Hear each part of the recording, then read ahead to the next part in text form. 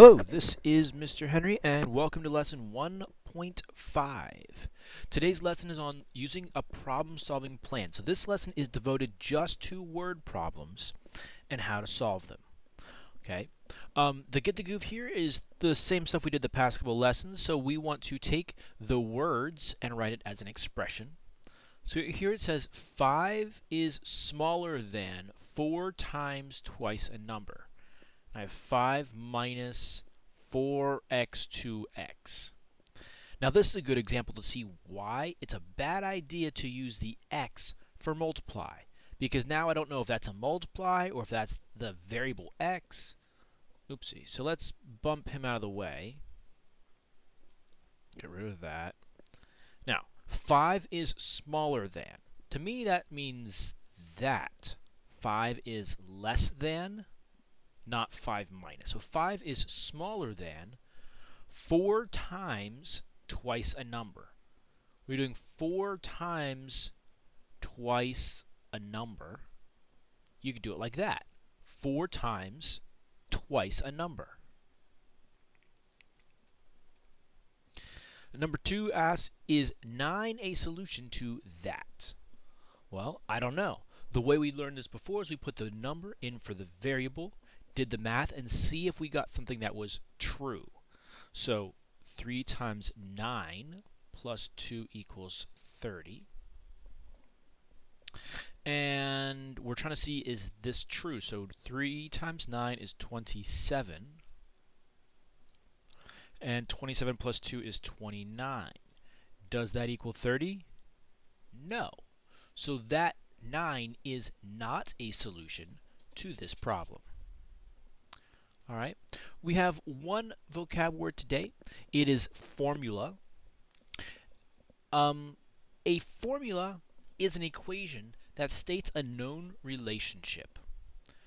Some common formulas you know from like the formula sheet would be area equals length times width. That is an equation that states a known relationship. It is known that to find the area of a rectangle, you take the length times by the width, and you will always get the area. Other ones, like this is the area of a rectangle. Perimeter, you can use 2L plus 2W. If you're talking about circles, you got C equals, that's the circumference, equals 2 pi r, or the area of a circle is pi r squared. The volume of a cylinder, if you had a volume of a cylinder, you would figure out how much stuff is inside that cylinder, like a soda can or a big corn silo or something like that. It's volume equals h pi r squared. That's h. There's your radius. So, I mean, those are all formulas that are known. That's exactly what they do. They have a purpose. Okay? And that's what a formula is. It's something that you know is always true. That is how you find the area of a rectangle. That's how you find the perimeter. That's how you find the circumference of a circle, area of a circle, volume of a cylinder. That's always true. You don't have to question it. It's been proven many, many, many times by people a lot smarter than me thousands of years ago. Nah, not all of them thousands. Hundreds of years ago. A couple of them thousands of years ago. All right? Now, on the other half of your vocabulary box, you have a lot more space, and I have something labeled there that says the problem-solving plan. So what we're going to do is we're going to look at the 4 steps that you need to solve a word problem. Now, these are not all the steps. Some people break them down into more steps, a bit more detailed, or maybe even less detailed. But this is what I found usually works out pretty well. So the first thing you do, obviously, is you read the problem. So you read the problem and find out what you know and what you don't know. Another thing that I could include here is highlight the important information, or circle or underline the important information so you know what to focus on. So you read the problem. You'll be surprised how many people try to do a word problem without reading it. They just look at it and they try to pick the numbers out of the words, and then they'll just multiply them together or something without actually understanding what they're trying to do. Read it. Understand what you want. Once you know what the problem is asking, then you make a plan. You write out an equation to help or an expression. The We're going to be talking about verbal models, and I think we talked about it already. These verbal models, how you write this verbal model, and that can help you to get to your equation or expression, and then you write out your answer. So that verbal model is kind of like a plan. It's an outline. Once you have your verbal model or your equation, then you solve the problem. And so you do the math. Whatever math that you wrote out you have to do, you do that math. And the final step, there's something after that.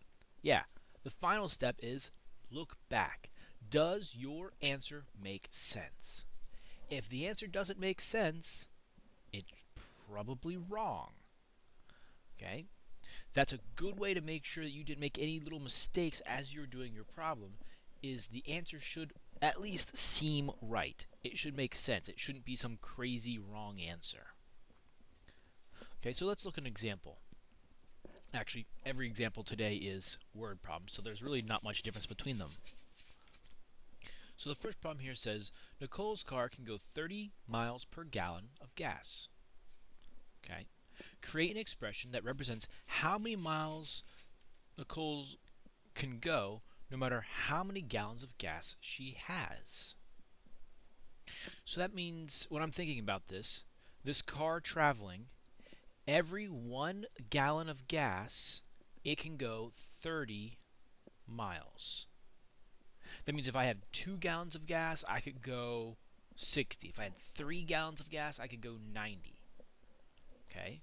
Now, it wants us to write an expression that represents how far Nicole can go no matter how many gallons of gas she has. So that, no matter how many gallons, that's the unknown piece. We won't know how many gallons she has, so that part's going to be our variable. So we know we can go 30 miles times by the number of gallons. Again, if you have 1 gallon, 1 times 30, you can go 30 miles. If you have 2 gallons, 2 times 30 would be 60 miles. And that makes sense. If you have 2 gallons of gas, you go 30 the first mile, or 30 the first gallon, 30 the second gallon. So our expression would be 30 times maybe G for gas or gallons. And this is actually all we have to do. We're just trying to write an expression that represents that situation. Okay? So now we have our expression that represents how far Nicole can go no matter how many gallons of gas she has. She had like a big old tanker truck or something that holds like 100 gallons. Well, 100 gallons times by 30, she could go 3,000 miles. Letter B. You want to buy a new laptop. Okay? It costs $1,100. That sounds important. Your bank account has $2,350. Okie dokie. Write an expression for the balance of your bank account after you buy the laptop. Alright, now, if you don't know about bank account stuff and balance, the balance is how much money you have left. So the balance in this case, if you have, so your bank account,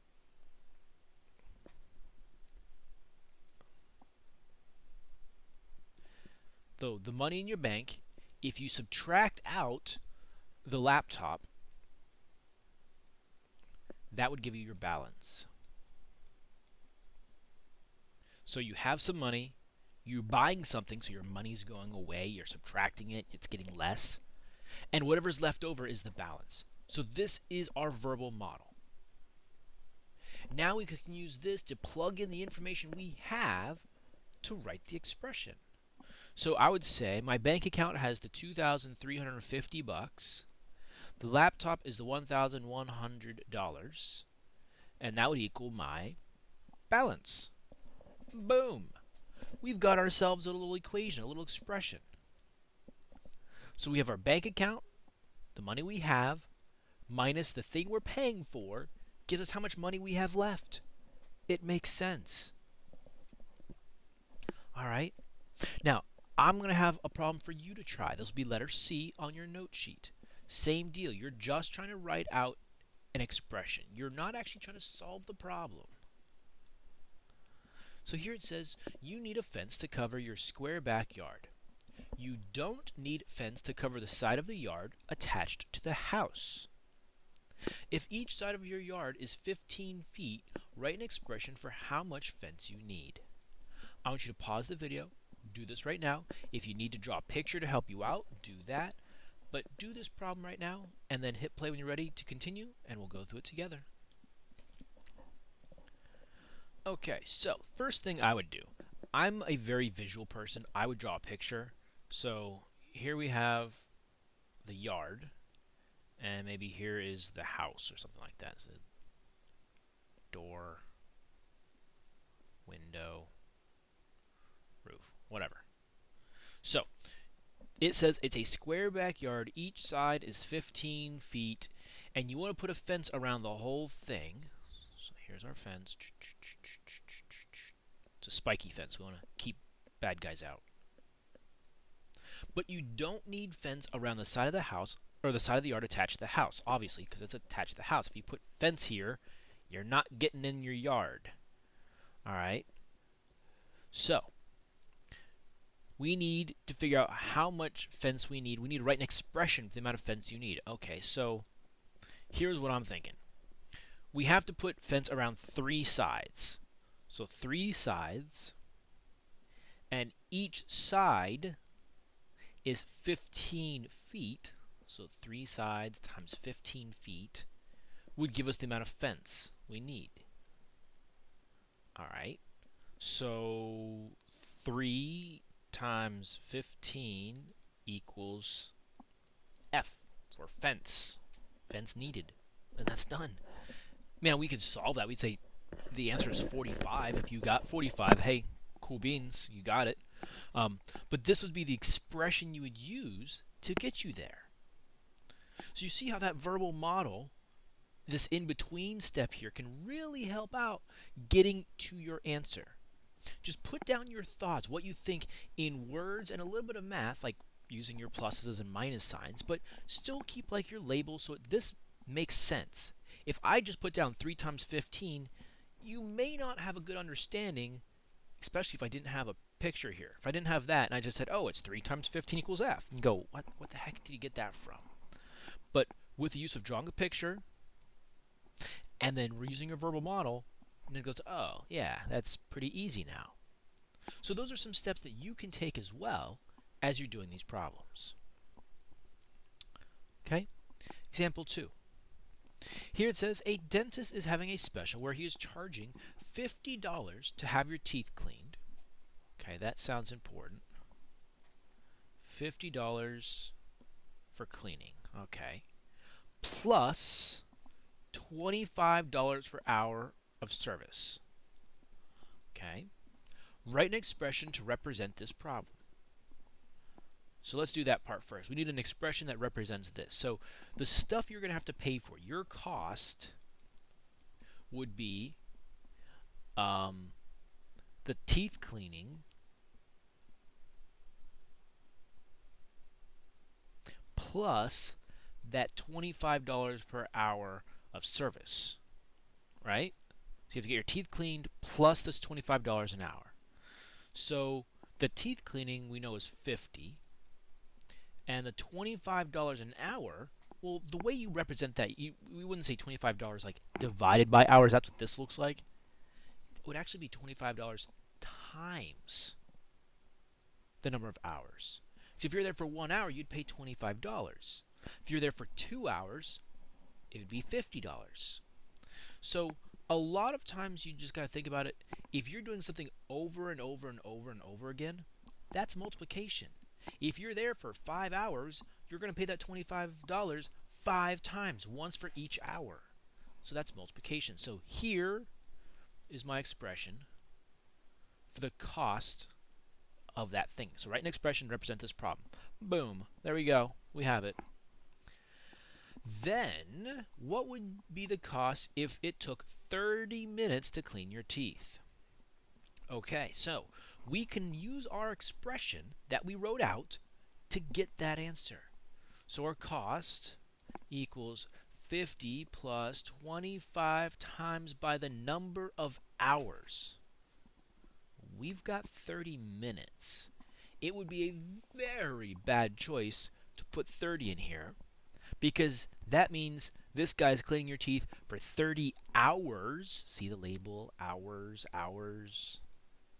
We're not talking about hours, we're talking about minutes. If it takes 30 hours to clean your teeth, you should go to the dentist more often. All right? So how many hours is 30 minutes? You can use a fraction or a decimal. It's okay. Well, 30 minutes is half of an hour. 0.5, that looks really bad with the multiplication there. So how about that? And now that problem is much simpler to do. Okay, so let's see. Well, we've got to do the order of operations. So we're going to do this multiply here first. And 25 times by a half. Do you know what half of 25 is? Think about it. If you took 25 and you cut it right down the middle, you'd get 12.5. Because 12.5 plus 12.5 is 25. And then our cost would be 50 plus 12.5 is $62.50. Now, we want to make sure this answer makes sense. Remember that last step, look back. So he's charging you $50 just to clean your teeth, no matter how long it costs you. So your cost can be at least $50, all right? And then $25 per hour of service, and you're paying half of that. Well, that seems to be around $60. So that answer makes sense to me. So I'm going to say yes, that cost $62.50 is correct. Letter B. Abby can type an average of 2 pages an hour. Okay, so 2 pages an hour. Now, if you're thinking about that, that's 2 pages every hour. So that's basically 2 times the number of hours, because that's going to be the number of hours repeated over and over and over and over again. All right.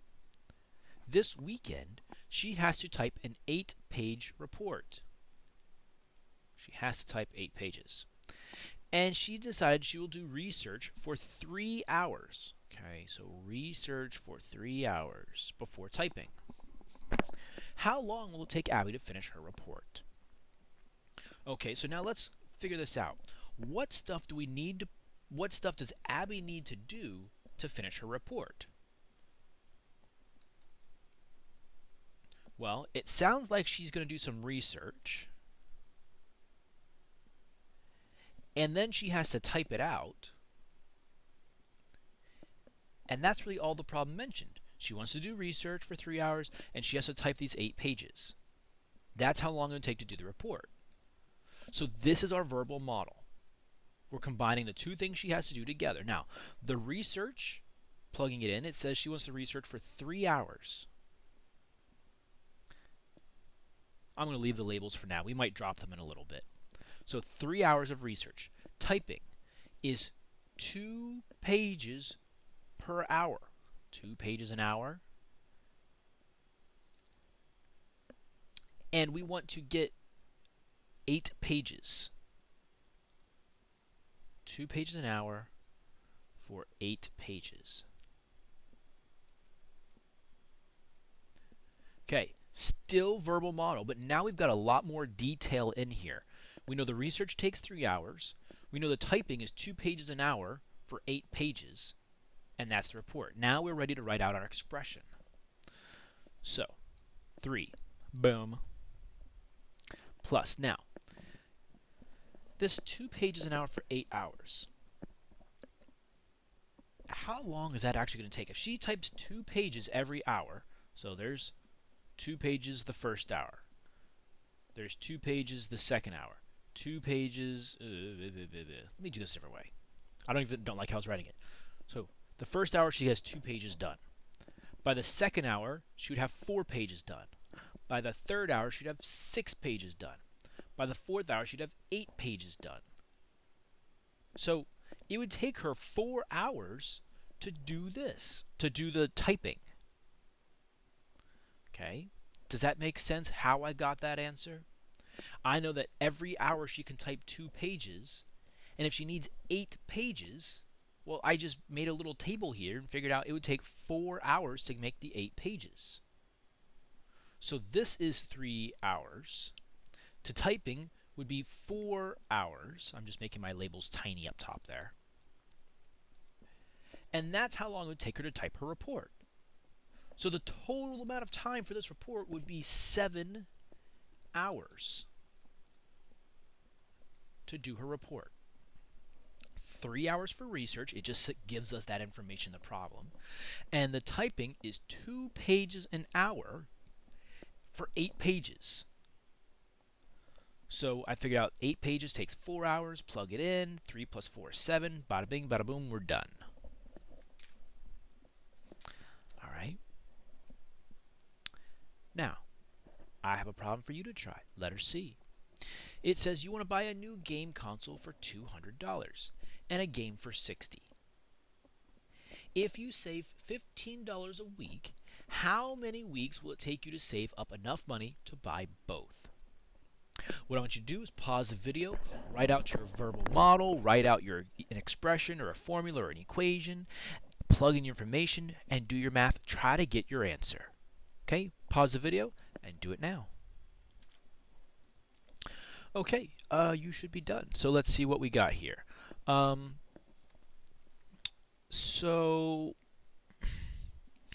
the total thing we want to buy, so our total cost, and we want that to be equal to total saved. Well, the total cost is going to be the $200 plus the $60. So we want to buy both of these things. Okay, and the total saved is $15 each week. Now, if you're thinking about it, that's something that's going to be happening over and over and over and over and over again. So this is going to be a multiplication. $15 times the number of weeks. So I'm just going to change it right there. $15 times number of weeks. All right. So now as a little verbal model, so these would be verbal models. They're helping us get our information down. Here we need 260. I'm just doing the math. Here we have like 15W, if you want to call it that, for number of weeks. And now we just got to figure out how many weeks will this take. I mean, so we can use a guess and check method to figure out what it will take. Now, we could also cheat a little bit and use a calculator. So watch this. 15 times, ooh, clear. 15 times something. Pick a number. How about 12? So if he saved money for 12 weeks, so weeks was 12, dollars was, what was it, 180? Yeah. So that's not enough. All right, so if we take 15 times 15. So if he worked for 15 weeks, he'd have 225. We're close, but we're not there yet. Okay, so 15 times 17. Whoa, we're awfully close there. So 17 was 255. And actually, 18 is going to be too big. 18, well, I guess not too big. 18 times, what was it, 15 equals 270. Now, if he saved up for 17 weeks, he's not going to have enough money. So he has to save for the 18 weeks to be able to buy both. So we know the number of weeks, so what was it, you need to save money for 18 weeks.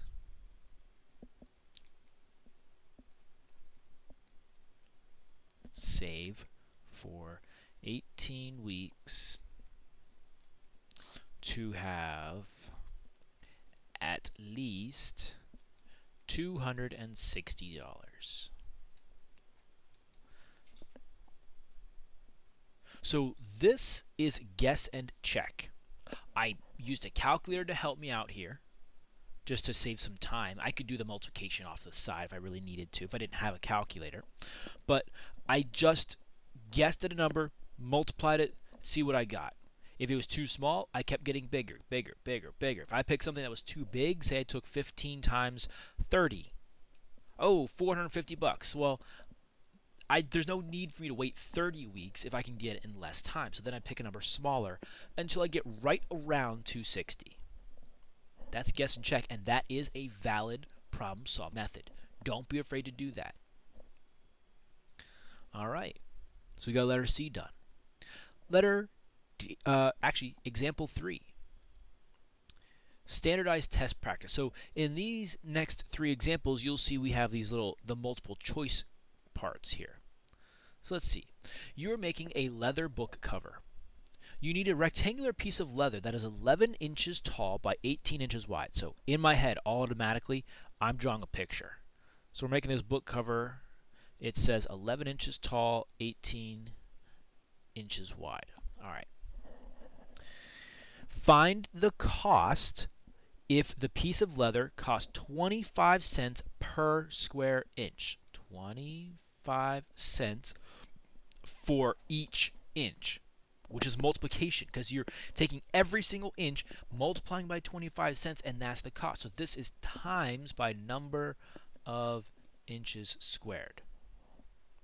Okay, so this is the cost. Cost is that.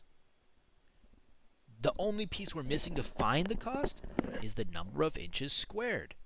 So how many square inches is this piece of leather? Do you know how to find it? Is inches squared ringing a bell anywhere in your head? Like finding area? Length times width. So we have a formula. Area equals length times width. We plug in 11 for the length, 18 for the width, or if you do yours backwards than that, fine, whatever. You're going to get the same thing. You take 11 times 18. I'm going to do mine here. That's 8, that's 1, that's 0, that's 8, that's 1, that's 8, that's 9, that's 1. 198 inches squared is the area. Are we done? Is the answer D? No, it's not D. This is 198 inches squared. That's $198. That's not right. You can't just jump on the first thing you see. You got to keep going. You got to keep checking. You got to finish the problem. Our plan was to find the number of inches squared and plug it into that. So let's do that. Don't take the easy way out. So now we're going to take 0.25 times by 198 inches squared. This is dollars. And that's going to be our total cost. Well, because I'm a sweetheart, I'll do it out by hand as well. I mean, you can use a calculator, but if you don't have a calculator and you need help with decimals and that kind of stuff, well, we'll help out. So 198 times 0.25. If you don't know, you do not need to line up decimals when you multiply. Just set up the numbers and multiply. So we've got 40. We've got 45 plus 4 is 49. We've got 5 plus 4 is 9. Drop down, add a 0. I'll need more space. Erase those little guys up top. On and gone. I'll use red now. 2 times 8 is 16. 2 times 9 is 18 plus 1 is 19. 2 times 2 is, or 2 times 1 is 2 plus 1 is 3. Drop down. There's nothing else to multiply by. I don't need to multiply by 0. So now I add it up. 0, 9 plus 6 is 15, carry the 1. 18 plus 1 is 19, carry the 1. 4. Now, right there, you could probably get yourself the right answer. Looking at what we got, even though we don't have a decimal in here yet, and looking at the possible choices they give us, there's only one thing it could be. But for sake of completeness, let's do it correctly. How many numbers are after the decimal in the problem? 1, 2. Has to be the same in the answer. 1, 2. 49.50, confirmed, correct answer. So let's go through what we did one more time in case you don't understand. We found the cost of this thing was going to be 25 cents, 0.25, times by the number of inches squared, the area of the piece of leather. We found the area of the piece of leather by doing our length times width, our formula, and multiplying it. Plugged that in for the number of inches, right there. Then we just took the 0.25 times by the 198, did the math, and we found 49.50 would be the cost of this piece of leather. All right. Letter B. It says, what is the profit a store makes if it made $984 in a weekend but paid employees 16 hours of $8 an hour? For those who don't know what profit means, it's the money you actually get to take home. So we're trying to find the profit. What is the profit? So something's going to equal profit. Well, the store made $984. But when you're paying your employees, you've got to subtract from that. So it paid 16 hours, HRS, times by $8 an hour.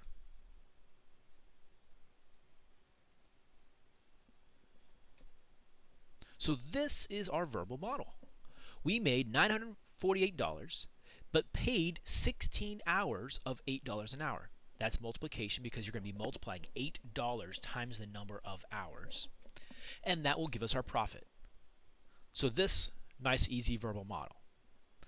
984 minus 16 times by 8 equals profit.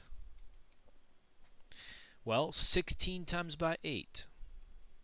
6 times 8 is 48. 8 plus 4 is 12. 128.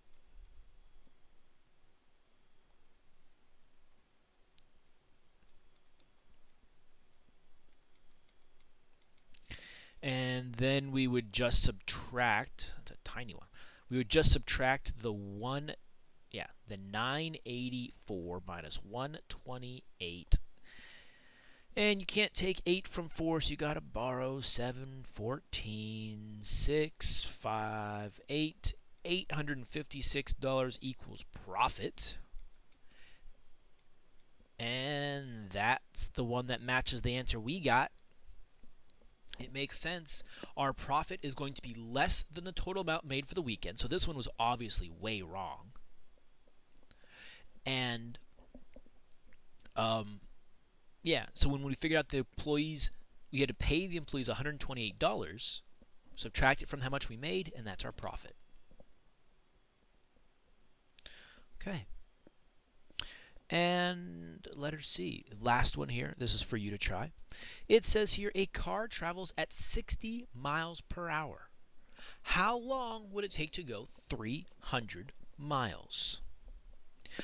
In case you do not know, there is a formula for this on the formula sheet. It is known as the distance formula. It says distance equals rate, which is your speed,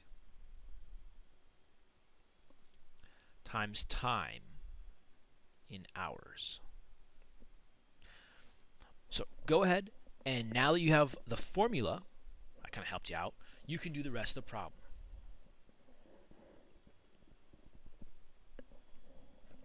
Okay, so you should be done by now, or had a good start at least. I mean, how long would it take to go 300 miles? So that's our distance. Distance, 300 miles. Rate is your speed. A car travels at 60 miles per hour. That's your speed. How long? I don't know. That's your time. So now we have the equation. We plug the stuff in.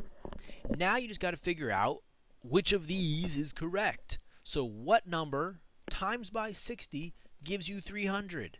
It's not 1. It's not 300. So now it has to be either B or C. Okay, well, try one. Guess. Check. I'm going to try C. I don't care.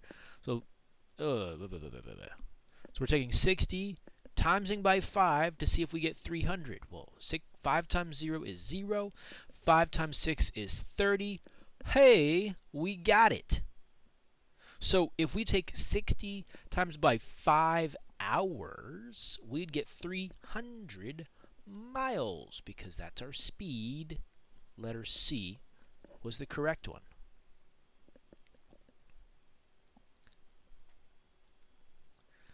Last problem for you to do is one from the textbook. This is page 30, number 2. Go ahead, do the problem right now on your note sheet, and then we are done.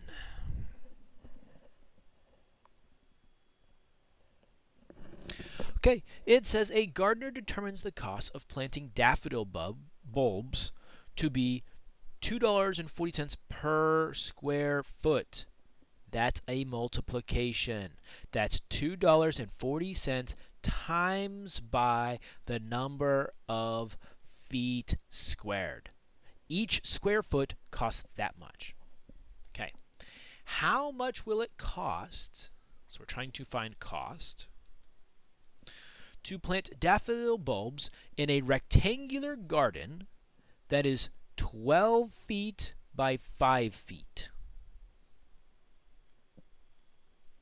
So this is almost like that other one we did, and I was looking back at my note sheet where we had the which one was it? Oh yeah, the piece of leather. It was like the piece of leather problem. So we know the total cost is going to be $2.40 times by, I was going to use an X, but not going to, times by the number of feet squared. Well, the way you find feet squared is by getting the area of that yard or that area. So the area here is length times width, feet squared. Do you know what 12 times 5 is? 60. This is going to be 60 feet squared.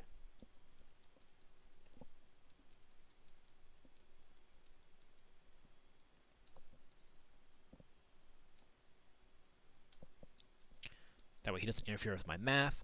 We're going to take that times by the $2.40. This equals our cost. This is still almost technically a verbal model because I still have all my labels in here. Typically when you're doing math and you're going to do the multiply and divide and stuff, you don't use the labels anymore. If they actually are kind of bugging me. So I'm going to take this verbal model and I'm just going to go like this. Boom, boom, boom, boom, boom, boom, boom, boom.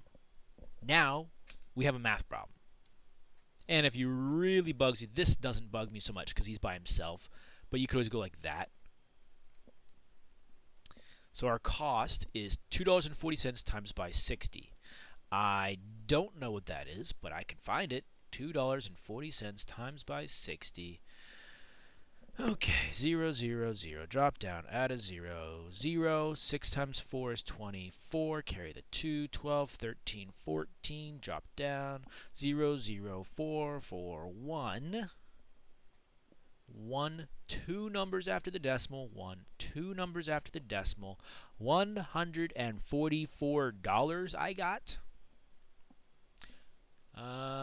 Hey, we got $144, which means we probably did this correct. Now, let's approximate this. We're going to use a estimation to see if we got this correct. This is another way to check your answer. Let's pretend that this was $2. If we just took $2 times by 60, that'd give us $120. The only one of these that's close to $120 is that. Now, that's not guaranteed the answer because it's close, but you know that this is way wrong. This is way wrong. These two might be kind of close-ish, so maybe you're not sure if it's this one or this one, but this at least gets you close.